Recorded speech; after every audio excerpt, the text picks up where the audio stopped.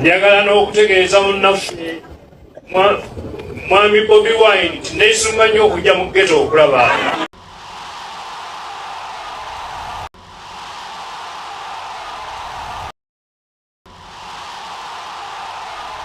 Wabula baaba Ssaabasajja Kabaka alina simayiro bwamwenya ffenna tetufa essanyu n'olabanga amatama geesika bwesisi. Ssaabasajja Kabaka simayiro ye amazima ewoomanga kasana ka kumakya, wabula ajjudde abalabe, yeetooloddwa abalabe mu Bwakabaka n'abali ebweru abali mu kulwana oboolyawo Obwakabaka buveewo nga beefuula ababwagala. Byonna tugenda kubeera nga tubitunuulirako, wabula olunaku olwaleero katutunuulire ku bibadde mu bitundu by'e Dokolo. His Excellency Robert Kyagulanyi Ssentamu waliwo abaagambye nti eyo talina muntu gw'agenda kusangayo, wabula baswadde. Amazima gali nti we guba muwenda bafunye guli ogulina n'ekiiso. Robert Kyagulanyi Ssentamu yagenze kubeera ng'anoonya akalulu akamunna NUP amanyiddwa nga Harriet, wabula katulebe ku moments President zaataddewo olunaku olwaleero. Amazima gali nti President ayina waatuuse ng'abantu ensanyuka gye basanyukamu si ya bulijjo. Tugenda beera nga tubitunuulira mu ngeri emu ampuliriza. Waliwo rumors ezibadde zigenda mu maaso n'okuba nga zitambula ez'okukwatibwa kwa President oluvannyuma lw'okkuba laale, kwegamba mu Luganda gye bayita kuula amalungi, era ne bagamba nti oboolyawo okwekengera kutandise nti yandiwangula akalulu kano wa NUP. Kale nno bayinza okuddamu biri ebyali mu Arua, balabika nga baagala kubeera ng'oboolyawo baddamu ebintu bye bimu. Akatego ako katusabe kaleme kubeerawo. Omubaka amanyiddwa nga Lutamaguzi Ssemakula ayambalidde empuuga n'Abedi Buwanika, bannanga abambadde bwe kiba kigwo abakutte ekigwo Kiganda. Okay, omubaka amanyiddwa nga Francis Zaake avuddeyo n'ayogera, ategeezezza nti siina buzibu wadde mu kifo ekyo singa bakimpa njagenda mu maaso n'okuba nga nkiddukanya, kubanga n'Honorable Mpuuga akimanyi nti obumanyirivu mbulina. Kale nno byonna tugenda kubeera nga tubitunuulira. Nzikiriza nkubuuzeeko osiibyeyo otya, kansuubire nti nno oli bulungi okusinziira mu bitundu by'ensi buli omu gy'awangalira era gy'asinziira okubeera nga agoberera akatambi kano. Atuwuliriza, leka tutandikirewo oboolyawo n'obubaka obuva eri omubaka amanyiddwa nga Lutamaguzi. No, katutandikirewo President. Olunaku olwaleero President yagenze mu bitundu by'e Dokolo era nga wali akalulu kano kakujjuza omubaka omukyala owa Dokolo District. Ekifo kino kyalimu omugenzi Cecilia Ogwala eyakatuva ku maaso gye buvuddeko awo. Kakati eno by-election bali mu kuddamu kujjuza kifo. President yasimbyewo omubaka amanyiddwa nga Harriet okuva sayidi zeeyo, era agenze okubeera nga amusakira amunoonyeza oboolyawo obuganzi.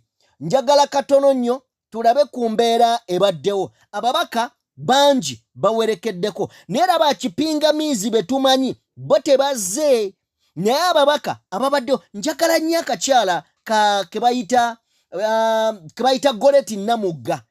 Yes, katusooke tulabe ku mbeera ebaddewo katono nnyo, then nzije mu moments oboolyawo eziwooma okulabako n'okuwulira.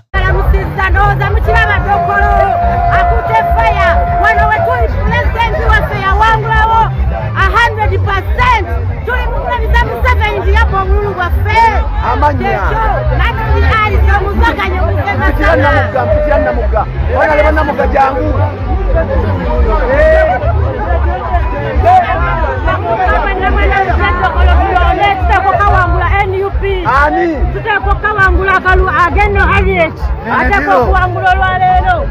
anti abantu tebakutegeddaani namugagolekyo mbaka w'emawogola nanange nnungi asinga obukyankalanya.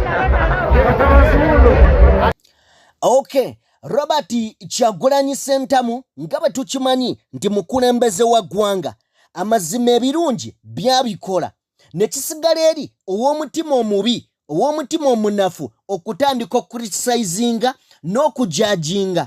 Wabula nga nekyojajinga ensi ekiraba nti nno munnange gwatategedde naye nga amazima yabikola.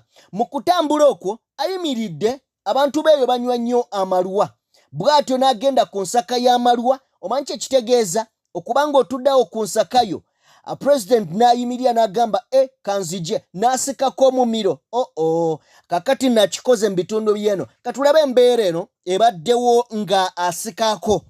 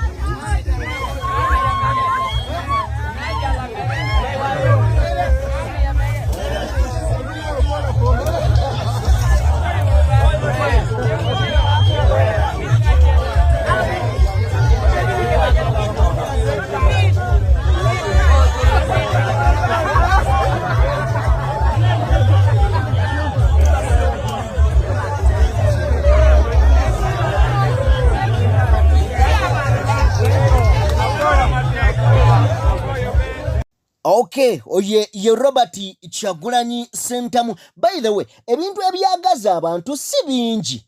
Just lwakuba abantu abamu bwe bafuna ebitiibwa, bwe babufuuka ab'amaanyi tebaagala kudda wansi. Kati Bobi Wine wano we tugambira nti twetaaga omuntu mu Uganda amanye ennaku ffenna gye tuyiseemu, ng'amanye omulimi kuba yalimako, amanye kwegamba omukwasi w'enseenene kuba yazikwatako, ng'embeera yonna agimanyi. Kakati Bobi Wine buli mbeera gy'omutwalamu agimanyi, kyova olaba tolina ky'osobola mukola yadde omugambayo nti buli wayagala omuteeke bw'oti awajaawo, ne bw'omugamba nti sula ebweru ajja kusulayo kubanga bya bulijjo ye mu bulamu bwe. Bw'avudde awo ayolekedde we batunda emiwogo ayolekedde we batunda emiwogo, tabani wange tajagala ayolekedde batunda emiwogo emisiike ku kkubo, bw'atyo n'agenda mu maaso n'okuba nga oba oli awo naye ono omukazi tannyuse bunnyusi. President ayinza okujjawo n'osigaza omuwogo ku sigiri omukazi olunaku olwaleero ajja ddubala mu byafaayo kubanga president yagawe buli omu akwate. Katulabe embeera eno.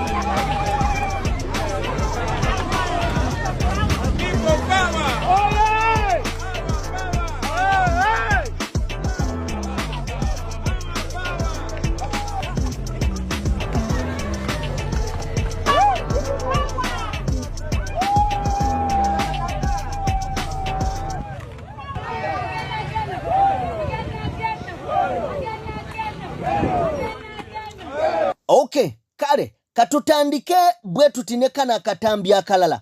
Omubaka amanyiddwa nga Shamimu, nendoza tusooke okufuna emboozi eno mu butuufu bwayo. Katutandike ne honorable zaake.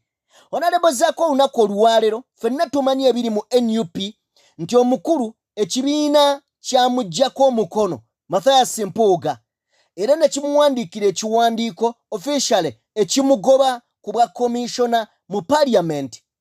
Era okusinziira kweno emboozi omubaka amanyiddwa nga Zaake Francis Mutebi avuddeyo olunaku olwaleero nagambe watali buzibu bwonna yadde okutiitiira yadde okutyatyamu ekyo ekifo nkisobola kubanga naliwo nakiweerezaamu saawezaako mwaka ne banfutyanka kale nno mukulu munnange mukama wange mukulu wange amanyiddwa nga Mpuuga ansobolera ddala kikwasaganya njagala tulabe zaake ayogedde ebigambo bino. Ku lunaku lwokutaano ekibiina kya NUP kyakoze okusalawo ne kijjako obuvunaanyizibwa obwa Parliamentary Commissioner ku Honorable Mathias Mpuuga ne babukwasa Honorable Francis Zaake. Olwaleero tune Honorable Zaake okumubuuza ku nsonga eno. Honorable Zaake, wakkiriza ekifo ekyakuweereddwa ekibiina kya NUP? Okusookera ddala ndi memba w'olukiiko olwo olwasazeewo olukiiko olufuzi olw'okuntikko olw'ekibiina kyaffe kya NUP era ndi mukulembeze w'abavubuka mu kibiina kiba kitegeeza ntuula ku lukiiko olwo butereevu era we bampita sinsi omulimu nali ngukozeekokko ne ŋŋamba nti nkyaniriza kubanga nina obumanyirivu mu kyo ate nga nakikolako emyezi mitono nnyo kumpi ssaawa na mwaka gy'emyezi gyalinga 67 kwe kunfulumya olw'okuba nali mbuuza ebibuuzo ebikakali ku nsaasaanya ya Paalamenti eyo. Olowooza kino tekigenda kwonoona enkolaganayo ne Honorable Mathias Mpuuga?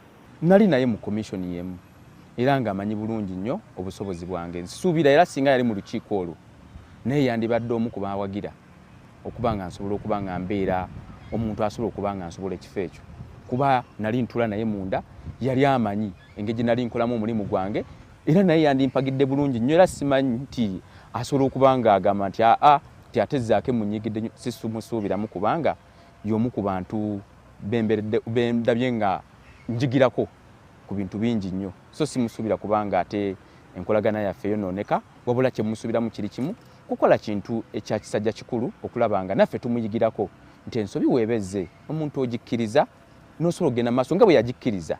Wayogeddeko ne Honorable Mpuuga okumubuuza oba okumanya ekirowoozo kiki ekiri ku nsonga eno?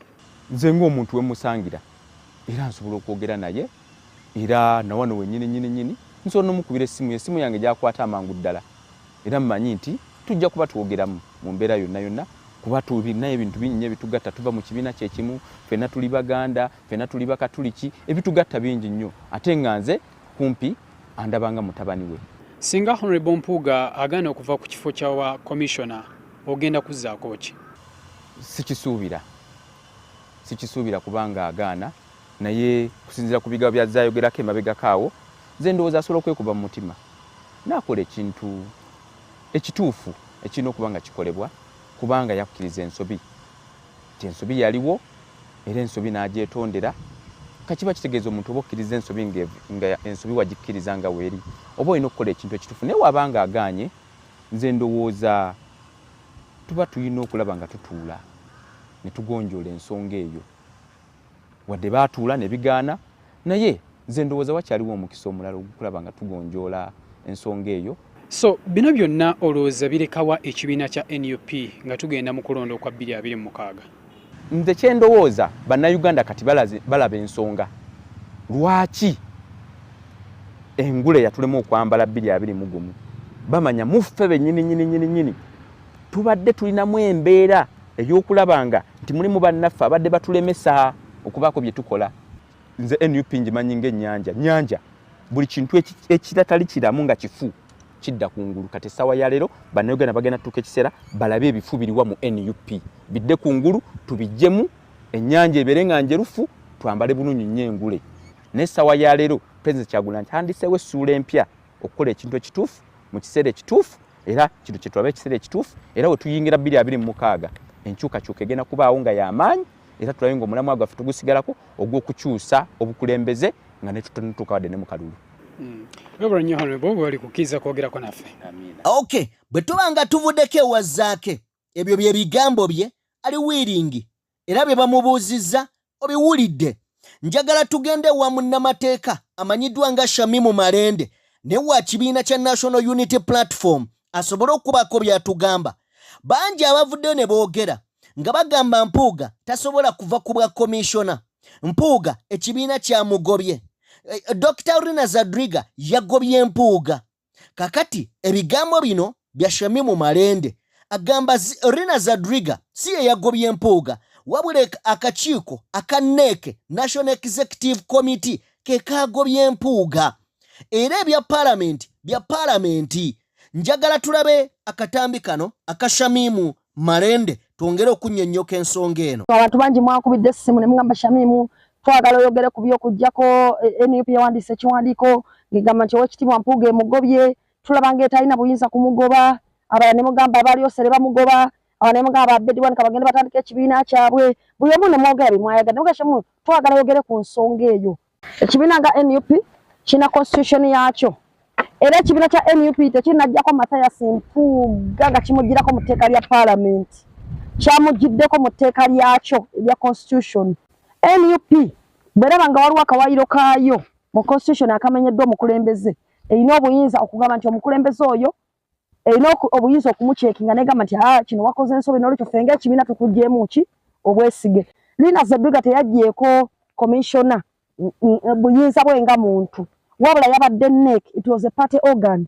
N'olwekyo yenna asonga olune mu Rina Zadriga nti yakoze ensobi oba abamaze okumisifayinga bwe bakwesho. Okay, away from that side njagala kubeera nga nkutwalako mu bbaluwa eya Robert Kyagulanyi Ssentamu. Waliwo wano ebbaluwa ya ddakiika ntonotono gye nandyagadde ffenna tuwulirize.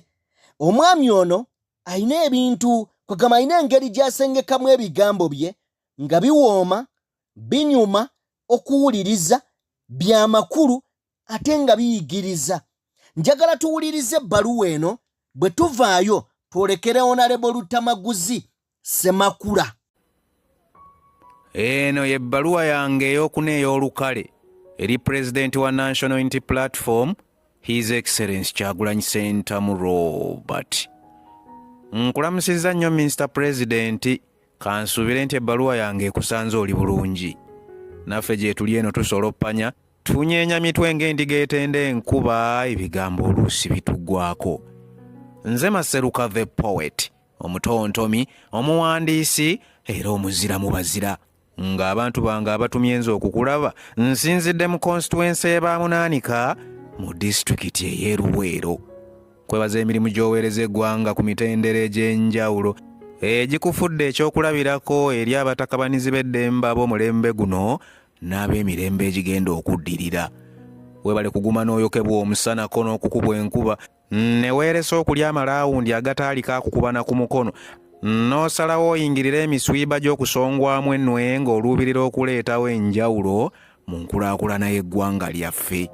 Mukama wange, ebbaluwa eno ngiwandiise mu budde obw'amanoba ng'obudde bulwana okukya buti kasita otulo tunneegaanyiko nze kambako ekkalaamu ebbaluwa ye ey'okunanzikiriza ngiweereze. Ku lw'Abaganda baffe ne bannyinaffe abakyalemedde mu makomera olw'ensonga ez'ebyobufuzi, ku lw'abajjajjaffe abatirimbulwa mu gy'ekinaana ne bakasukwa ku ttale, ku lw'abannaffe abazze bafiira mu struggle, ku lw'emyoyo gy'ensi yaffe egifugira mu mazzi ku lukalu ne mu bwengula, ku lw'Abannayuganda abazze batirimbulwa ekifa mukokko, ne ku lw'abalamu abaliwo ng'emitima gyabwe givulubanya ebiwundu, buba bulyaz'amaanyi bwe si kwebaza ng'omu ku baana b'ensi yattu afuba okulaba ng'owoolera eggwanga okuzza ekitiibwa ky'ensi yaffe bajjajjaffe gye baalwanirira. Weebale butayuga nga mutuba n'obeera entabiro etaba abantu abagwa mu biti eby'enjawulo okwenyigira obutereevu mu nnuŋŋamya y'entambuza y'eggwanga. Era okoze ky'amaanyi okumulisa ttooki awaali waazima era nga bannansi tweyitirawo buyitizi gwe ng'oluubirira ekintu kimu Uganda ekulukuta amata n'omubisi gw'enjuki. Mr. President, mu bumalirivu bwo n'ebyafaayo bye bitaliimu vvuunya okumaamulako bye baayitanga ebiviiri n'ossaako enviiri ng'ofuuse omutakabanizi w'eddembe kayingo kwensinziira okukuggyirako enkoofiira kuba ebyafaayo byo tebiriiko ttosi. Mukama wange, wakati mu kusoomoozebwa kw'abalyolyomi, abaterebuzi, abakuusa n'abali b'enkwe, osigadde oli munywevu n'ekigendererwa eky'obutayiwa ssuubi lyaffe. Ssebo wange, olutabaalo lw'okulembedde si lwangu, lulimu enkumbaali, amayinja n'obukkerokkero. Lufumbekeddemu kattabuteme, muko weewumbeko n'obumasu. Era abo abali babanyiikivu era abagumiikiriza ne beeresa obunyeebwa obutegebwa be baliwuuta ku mukyuzi gw'ebibala byalwo. Fada, oli masiga okutudde essuubi lyaffe.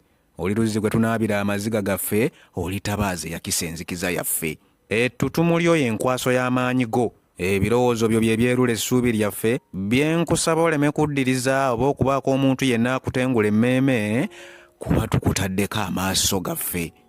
Kituufu nnyo Mr. President, nga gwe omugabe w'olutabaalo luno ogenda kwagalwa bangi era ogenda kukyayibwa bangi. Eŋŋoma za kwongera okukuvugiranga gy'onooyitiranga olw'ebirowoozo by'otambulirako ne byewatandikirako era tosuulanga n'ekimu, so nga ne bw'onookololanga bukolozi empapula z'amawulire ziri kuwandiikako. Ekibiina kyo kiriyuuga nnyo bw'oligendera ku nkola y'okuwemuukiriza oyo yenna abaliddemu olukwe, naye tekirisaanawo. Enkwe zirikolwa ku lulwo naye olizigwangamu. Oyanirizanga abantu buli omu mu kiti kyagwamu, wabula beesiga ebikolwa tobeesiga mu bigambo. Tewejjusanga bw'olisalangawo eby'ensonga, kuba obwogi bw'olikozesa ng'olamula naawe balikozesa abantu singa obayiwa. Bafuutu soldiers tobaleka ebbali n'obeesalako era obawabulanga bwe wabangawo okufuuwa eŋŋombe. Oyanirizanga amagezi gonna agakuweebwa, wabula olondobangamu si buli akuwabula nti akwagaliza. Wabula bw'onoosigala ng'okola eby'obuzira nga bajjajja abo abaasooka abaali abazira, ng'ate mu byokola bw'okulembeza ennyo Katonda, ojja kuwangula obulippo n'ebiwonvu ebiri mu lutabaalo lw'okulembeddemu. Mukama wange President, naffe tukiraba ebikusoomooza bingi okuva mu balaba ab'ebweru n'ab'omunda ebigenderera okunafuya okulafuba nakwo. Era emyoyo gy'abannaffe bonna abazze bagwira mu lutabaalo luno sisuubira nti misanyufu eri oyo yenna akonzibye ekkubo erinunula essuubi lyaffe. Fada newankubadde amatu agatawulira mukama waago bagasalako ne gabikka entembo, mpulira ennaku okuwandiika bino nga waliwo akayuuguuma akagenda mu maaso mu kiwendo ky'okulembeddemu. Mulinga ngamba nti kituufu abakulu n'abakulu tebasaanye kuseerana mukubi singa enva ziba z'amazzi, naye kindeka wanze kimbuyege wa kugoberera akyali engottere. Omanye ekibi kikira eŋŋoma okulawa mukama wange, naye nnyinimu bw'akwata mu kisiba embuzi ne zifaanaganga, nze ng'omwana kiba kizibu okussaayo ekyange. Wabula nfukamidde wansi mukama wange avunaana n'eyasobya abafune enteesa, musaayi gwange twekuba emitima tetuwemukanga bulaba. Nsabye Katonda atwazikeyo omwoyo ogutabaganya n'ogutuwa ensonyi ezitaatira ekitiibwa, tuleme kulyanga jja emiwula tugifiirwe, okuwuliziganya kubengawo ng'ate kwa mukwano, okulumirirwa eggwanga tugifuule ettawaaza eritulombolojjako bye twakola mu nsi eno. Mr. President, nandikuwandiikidde bingi naye akadde ndaba kampambye. Nsaba onzikirize nkwerese nga bwe nsaba Katonda akusanyuse ayongere okutubeera nga bw'atutegulirawo emisanvu. Okay, oyo ye Maseruka the poet. Maseruka the poet. Ebbaluwa neyo yakuna azaziwandiika eziwera. Njagala kubeera nga tweyongerayo. Omukulu amanyiddwa nga Lutamaguzi Ssemakula, nga bwe tumumanyi nti yetanywa guteese oba gwani eggaali agikuyisaamu, ku luno agivuza agitunuza eri Abedi Bwanika n'olubiina lwe olwagwa.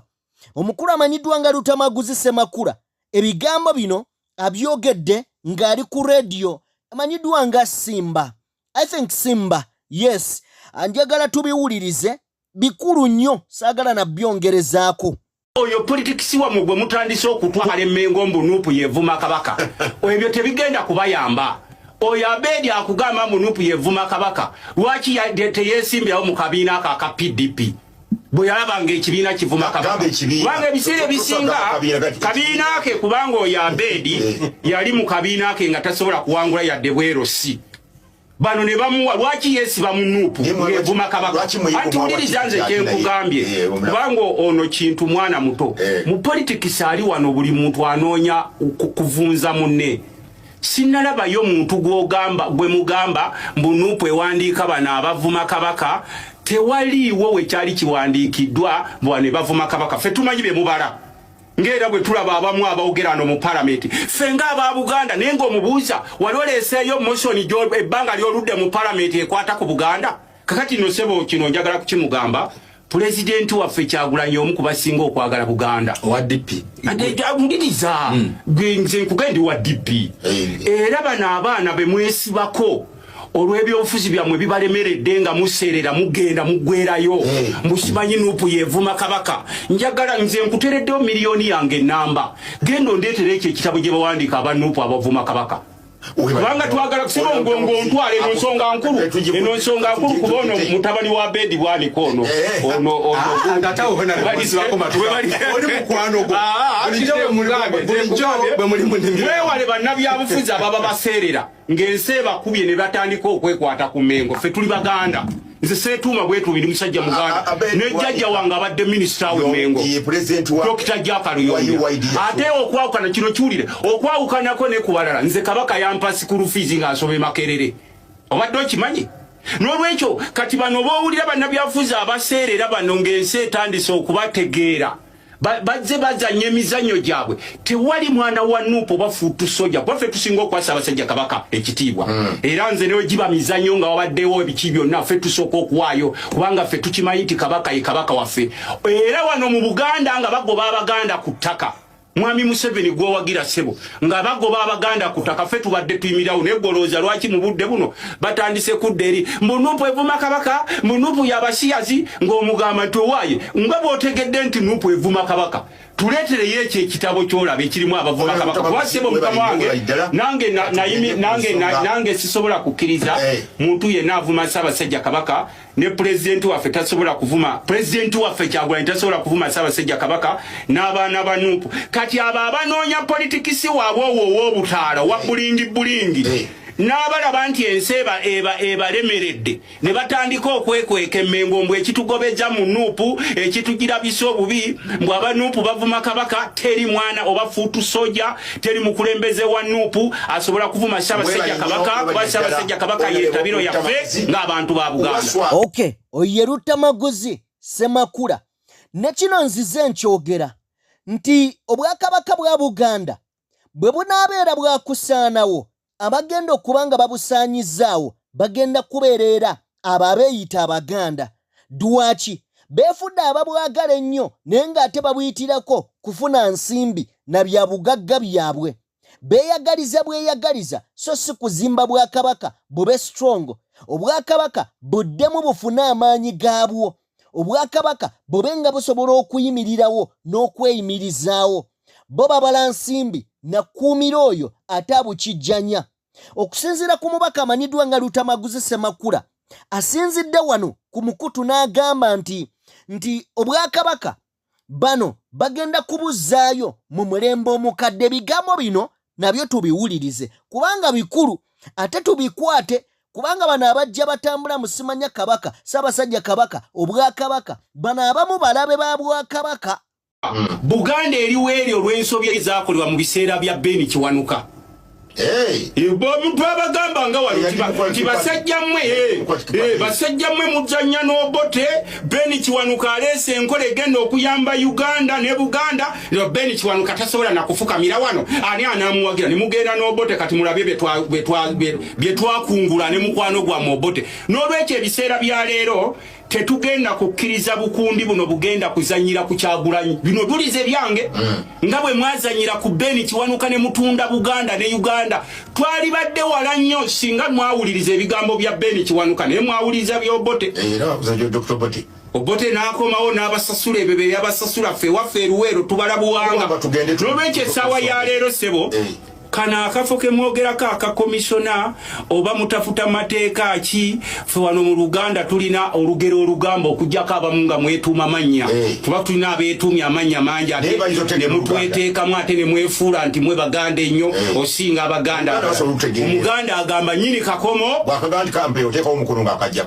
kati oli mu lugwala atawulira lugero olwo n'olwekyo ssebo mukama wange ffe nga siweza ddakiika fokasi yaffe mu budde buno yakulaba nga tukyusa eggwanga lyonna banansi bali bubi nze ekifo ekyange pulezidenti Kyagulanyi kiyamba mu palamenti ne bwakitwala olwaleero era nsigala muwagira kubanga tulina ebyokukolerako bannayuganda bingi nnyo singa obufo bwa palamenti buno obutukaayanya nga n'abamu obufo obwo owuliriza ssebo nga ngenda ne bw'otanzize ku muzindaalo nga n'abamu obufo obwo bwe mukaayanira mu bibiina byammwe gye mwali temubufunangako nze bwe nali mu DP kino kisanja kyange kyakubiri bwe nali mu DP okuva nyingira palamenti mbadde minisita Mudipi nga mudipi naye abo abakayana mu babuuze mwalina bifo ki nga Kyagulanyi tannabakuwa bifo n'olwekyo oli bw'abakuwadde ekifo muwe respect abo abali mu kukayana mumuwe respect n'olwekyo ssebo ffe tumanyi Kyagulanyi gye yatujja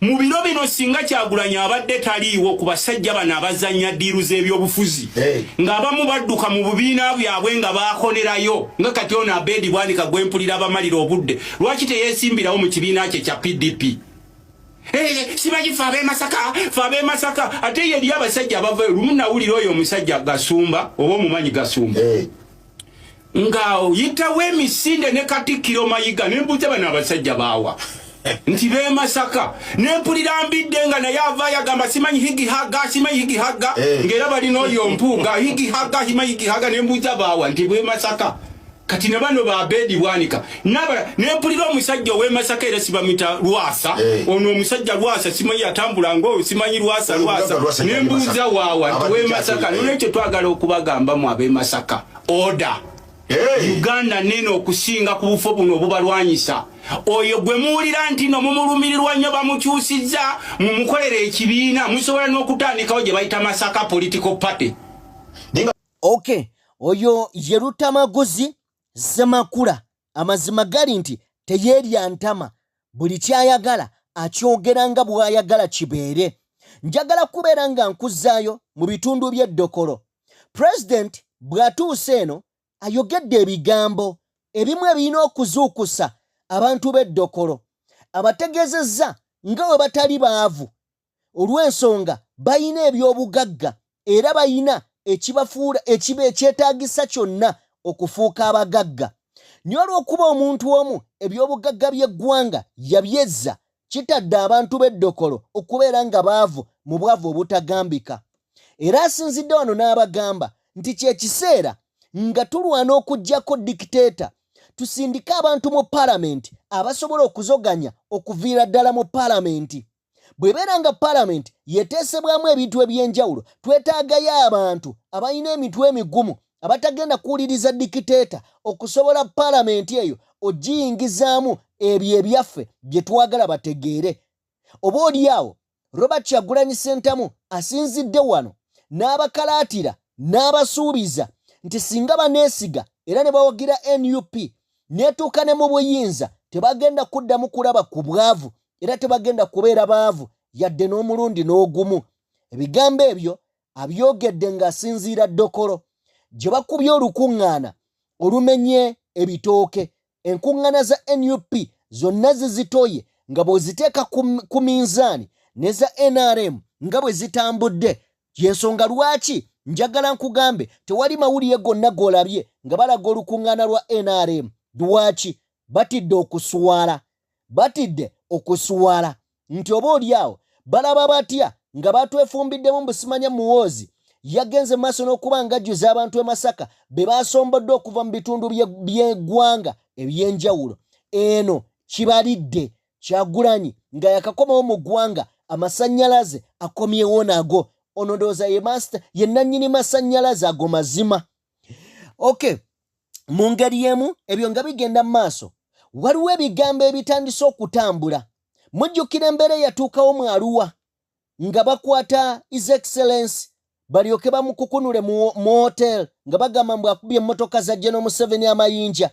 Museveni alyoke atugambe mu Bobi Wine yabadde ateeseteese kitingatinga ng'ayagala kuvuga kuyingira mu konvoyi yange. Ne wano okusinziira ku maanyi n'amasannyalaze agalabiseeko ku sayidi ya NUP bagamba nti waliwo enteekateeka egenda mu maaso okulaba nga basitopinga NUP. Jjukira kaweefube gubaliko kati kulaba nga NUP tewangula kantu konna babengere nga bagirabisa ng'etakyayina maanyi yadde okuleeta omuntu mu palamenti oba mu kifo kyonna. Kakati bateeseteese okukwata Robert Kyagulanyi Ssentamu oba ogezaako okulaba nga bakola enteekateeka yonna ebalemesa ogenda mu kintu kyonna. Ebigambo bino bwe bigudde mu bantu b'e Dokolo bwe batyo basitudde amaloboozi gaabwe ne bategeeza nti mumukwatire ewalala naye wano mujja kukajjuutuka. Singa munaamukwatira ewaffe tujja kufa waakiri tuggwewo. Ebyo bye bigambo. Okwekalakasa kwatandise dde okuba ng'oba oliawo abaana bagamba wakwatirwako zijja kudda okunywa oye Bobi Wine yensonga lwaki kwegamba alumiza mwami Museveni omutwe. Museveni sente za spendingidde ku Bobi Wine okulaba nga tata n'erinnya lye n'okumusuula. Sente zirabika za spendings obulamu bwe bwonna ng'ali mu byobufuzi. Ku muntu omu amuspendingiddeko buli muwendo gwa sente ne bannanga akasajja kaganya okukutuka.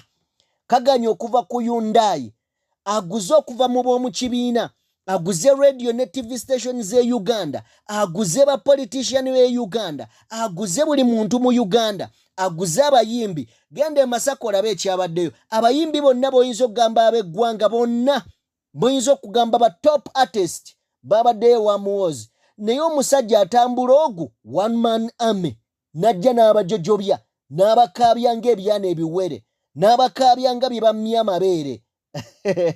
Ye Kyagulanyi Sentamu Robert, njagala kubeera nga nkulekerayo ebintu ebimu kubibaddewo ogende maaso n'okuba ng'obiraba. Ababaka bangi abatazze nye of course kakitegeerekeka ababaka abo abamu bagwa luddawa kitegeerekeka. Nye of course nabannyonnyoddeko ne mbagamba njagala omukyala gwe bayita Goreti Namugga mubaka ndowooza weeyo sayidi z'emawogola. Omukyala oyo abadde atambulanga n'empuuga y'omu ku bantu mu NUP gwe ndowooza nti nga bamuwadde ekifo ekyokulondoola ng'ebyensimbi yakajja mu parliament naye alo omukazi ali sharp, omukazi engeri gy'ayogera bamuleeta ku interview n'owulira ddala ng'enteesa gy'ateesaamu bannange si wa bulijjo. Omukyala ono ogenda mulaba y'omu ku basooka katambi ke nkuteereddewo awo. Njagala nkakulekereyo wabula mbeebaze mubadde bawuliriza balungi okuva we tutandikidde okutuuka wano. Njagala kulekerayo story eno ogende mu maaso n'okuba ng'olaba ebimu ku ebyo eby'enkizo bye sisobodde kubeera nga nokolayo mu story yaffe. Sabala okugaba nnyini byonna abankuumire. Baagala nnyo. Peace and love. Ndowooza mukiraba Dokolo akutte faya wano we tuli pulezidenti waffe yawangulawo 100%. Tuli mukulabiza Museveni nti yabba obululu bwaffe ekyo natuli alisa omuzaganya mpitira Namugga onaleba Namugga jangu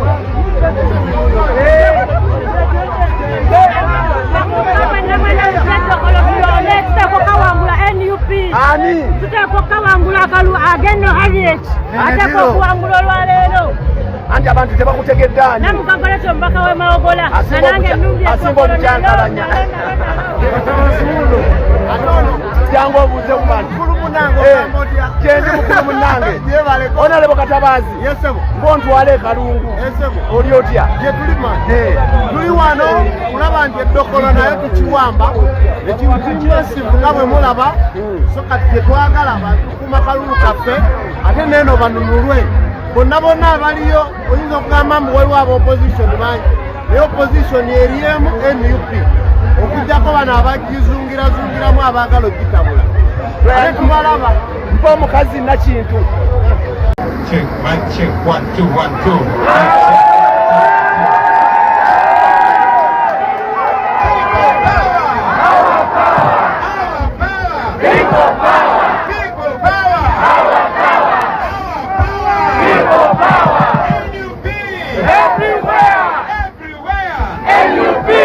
When I say Kaweng, you say NUP. NUP! Kaweng! NUP! Rubangbe! Kariduchu! Wakoye Matien. Thank you very much to the people of Dokolo. Thank you very much to the people of Northern Uganda.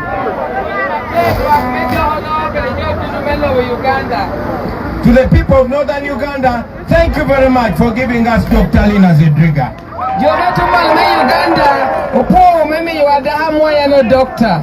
But particularly to the people of Dokolo,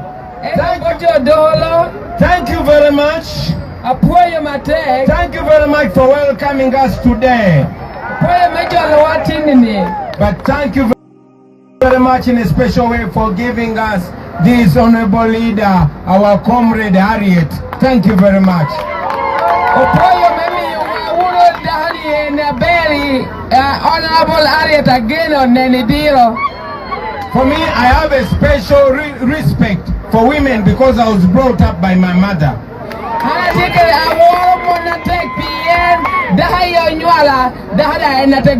And I know what women can do to a country because women are mothers.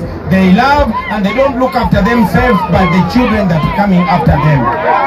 And I brought it one mon pepal pirgi kengi mona yelo beotela bear pien giro opal piotino daughter go geni jodisu. That is why when we were welcomed by the LC chairperson who is a welcome to anybody. I haven't yet welcomed anybody here. Oh, well, at least I saw the chairperson was a woman. Yes. And Lina Zedriga is a woman. And now we have a special woman from this place. I felt it was a special something. Yes, you want you better daho. Doctor better daho. Achu wada better daho. Mono better moya total. We are with us with MPs that came to join the incoming MP today here. Wanataka umema me parliament yetu kupinga papat amobiro mbiro watekerwa mechwa la member wa me parliament amewuni yero unoni. We have Honorable David Serukenya with us. Me parliament. We have the Honorable Katabazi Francis with us here. Tikira member me parliament. Our power. People power. We have my brother, the Honorable Nsanja Patrick with us here. And in a special way we also have the Deputy Chairperson of the Public Accounts Committee, an Honorable Member of Parliament, Goreti Namoga with us here. Now I will be very brief because today, much as you welcomed me, I am not the guest of honor. The guest of honor is Honorable Ageno Harriet. But I will say this. The people of Dokolo, for a very long time you have been lied to. Museveni does not allow me to reach the people because he fears that I will tell them the truth.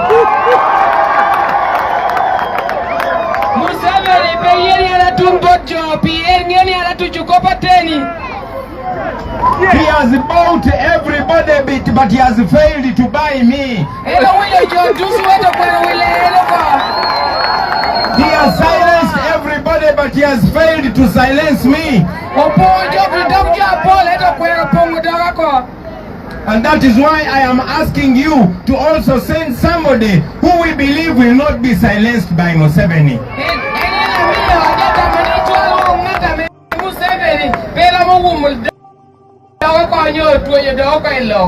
For a long time, Northern Uganda has brought very brilliant leaders to parliament, but unfortunately Museveni buys them.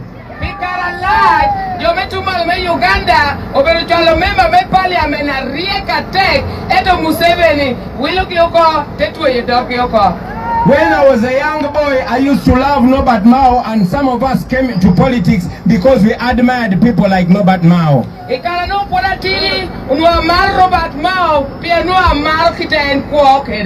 But many of you saw what happened. We as a generation, especially you, the young people of Dokolo,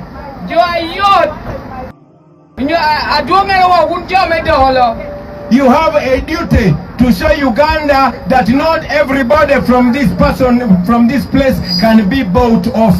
When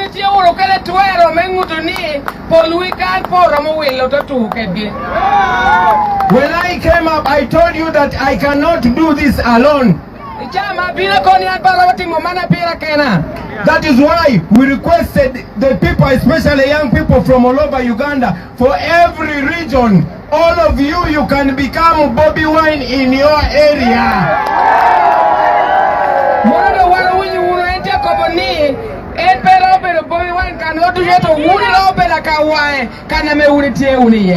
We can get different Bobi wines from men and from women, young or old.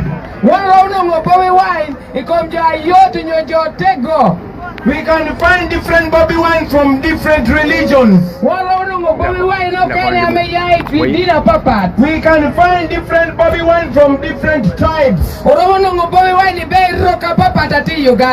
All of you, especially the elder people here, you know that when the colonialists came here, they succeeded in ruling over us by dividing us along tribal lines.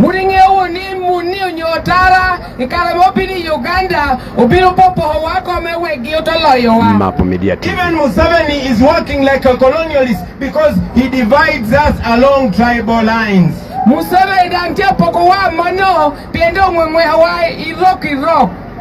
He has made sure that he makes tribe a factor among us not to work together.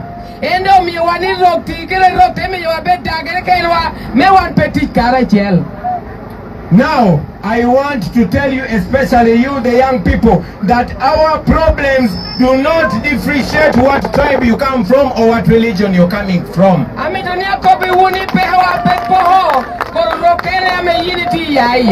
These things I'm telling you, I am not coming up with them right now. If you want to prove that what I'm saying is true, look at the roads here in Dokolo and all of northern Uganda.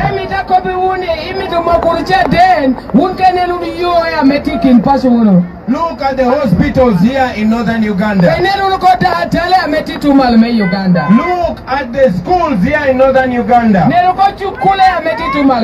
Look at how many people have gone to university in northern Uganda. And even those that go to university, how many of them have gotten jobs? Look at the military, look at the police, look at all the ministries, and tell me how many people from here are serving in high-ranking positions.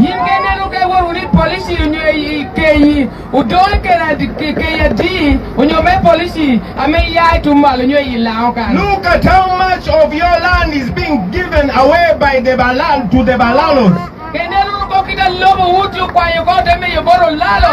These are Museveni's people. He only does that because he silences your leaders. I have told you he has bought everybody, but he has bought most people, but he cannot buy everybody. He has killed so many leaders, particularly here in northern Uganda, but he cannot kill everybody. He has put so many people in prison, but he cannot imprison everybody. The only weapon that we have is this microphone and our mouths and our bodies and the truth.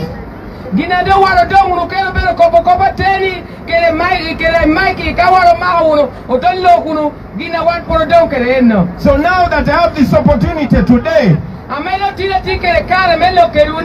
I want to tell you that this is not just a parliamentary campaigning for Ageno Harriet. This is a revolution.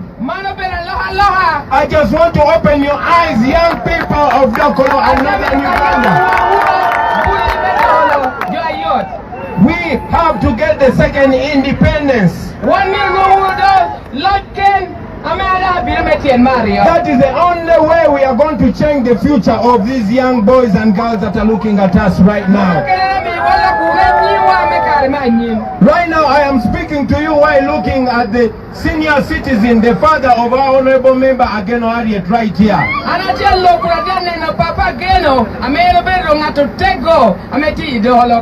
Him and his generation are looking at us to change Uganda and build the Uganda that we will be proud of.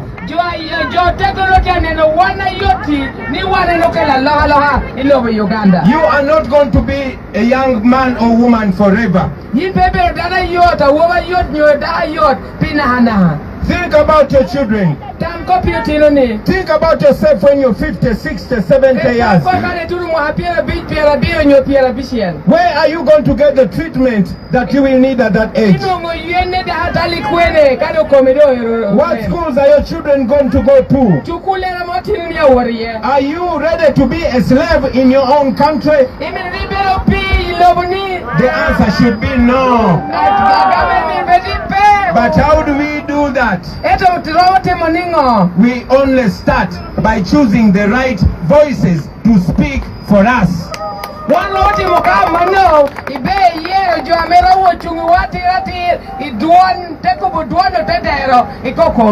I have spoken to my sister here, and yesterday I was watching her on the debate where some candidates even ran away.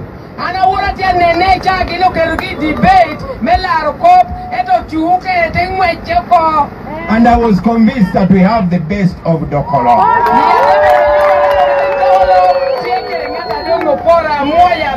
But I can only talk to you because I don't even vote from here.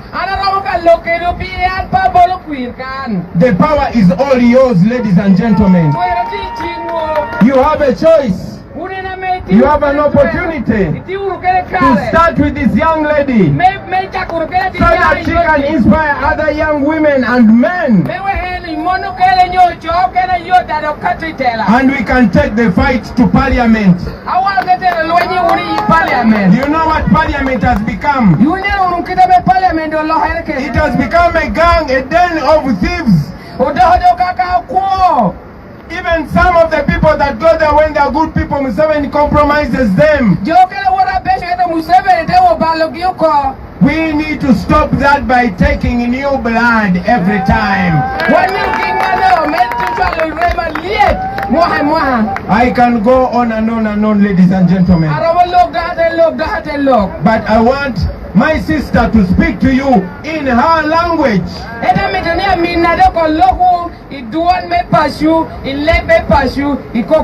And I want you to listen to her, but most importantly, I want you to take the message and make sure that everybody here becomes a campaign manager for our sister again, Harriet. Or Map Media TV.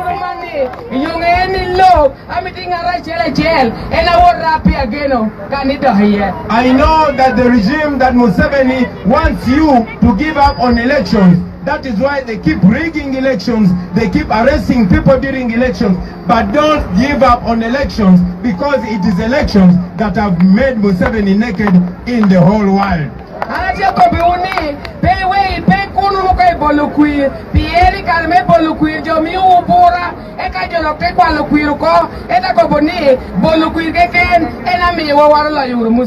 My sister, Honorable Ageno Harriet, allow me to hand over the microphone to you so that you can speak to the heart of our brothers and sisters and prepare them for the revolution that we're having the day we're having elections and moving forward until we remove dictator Museveni from power. Thank you very much.